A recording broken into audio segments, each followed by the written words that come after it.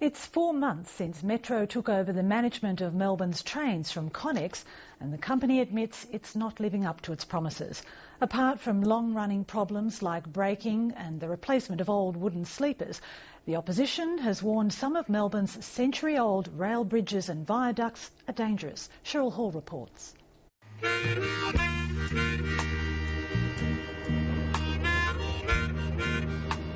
It's been no honeymoon for Melbourne's new rail operator Metro.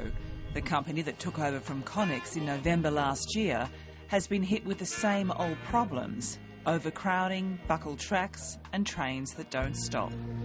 Well, you've been on a fast train. A lot of failures in February, no surprises. They're a repeat of the failures we saw in recent months. We had issues with our overhead lines, issues with our signalling equipment. We had some issues with obviously with the track in terms of the adhesion, which resulted in some overshoots. We had issues with some points. So in February we've been analysing the data for the first couple of months. We've been looking at what are these failures and what do we need to do to fix them. But Metro also knew before it took over that Melbourne's rail infrastructure needed urgent repairs, especially its old bridges. Its asset management plan lists major structural problems, including this rail bridge in Burgundy Road, Heidelberg, built in 1888. Documents obtained by the opposition through Freedom of Information say it needs major substructural work. And it's not the only one. It's right across the network. It's serious. A lot of the bridge structures have reached their use-by date. Concerns about bridges moving, abutments moving. They've all of a sudden realised that they've got a massive problem in front of them as an operator. Metro's own report states the abutments on some older bridges, particularly on the Hurstbridge line, date back to the late 1800s. In addition, some of the bridges towards the end of Pakenham line have shown movement in the abutments and will quite possibly require significant repair and strengthening. The report recommends replacing the substructure in 9 bridges along various lines. If someone says a bridge is in need of urgent repair, that a bridge is moving, the abutments are starting to move, then I would say that they've got a significant safety risk associated to them. In Balaclava, in Melbourne's inner east, the report says the Carlisle Street overbridge also needs replacing.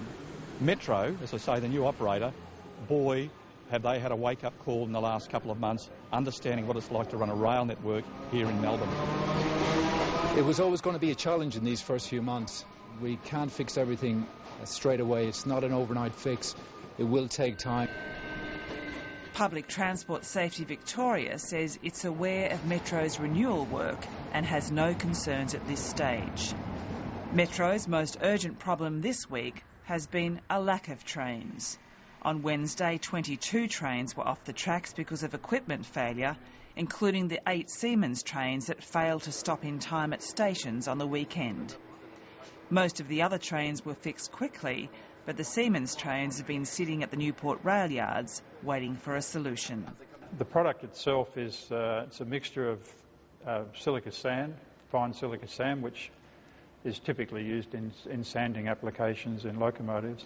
There's a clay base for it and a gel to give it some fluidity, and in addition there's a very fine stainless steel powder shot in it, and that's there to give you electrical conductivity between the wheel and the rail so that your signalling system can detect where the train is.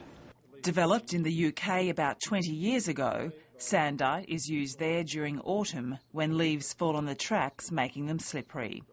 Early tests by Monash University's Institute of Rail Technology are promising. If the adhesion limit is very low, it's like slipping on a banana skin or something like that, and you just slide. So typically in the Melbourne system, the adhesion limit, under some conditions, it can be down to about 0.2 up to about 0.4. This sort of product can increase the adhesion level to about 0.5. From your tests so far, do you think this is going to work? I think it will work. How durable it would be once it's applied remains to be seen. The opposition says it's too little too late. Well, this braking problem was evident in 2003, and this has been going on backwards and forwards, and each time it happens, of course, it puts people's lives in turmoil. 8 trains lying idle would have carried about 8,000 passengers, who this week had to cram onto other services. it hasn't helped Metro's performance. We're not here to make excuses for our poor performance. We're focused on fixing what's not right. And as I've said, we've commenced a major programme in February to do that. I am obviously very disappointed that they are not meeting those targets, and I believe that they need to lift their performance. When the government dumped Connex in favour of Metro, John Brumby promised a more punctual and reliable train service. 8 months from the election, like frustrated commuters, his patience is wearing thin. They've had, 4 months, and they're not meeting their performance targets. Metro says it hopes to have the 8 Siemens trains back on the tracks this weekend. On a fast train.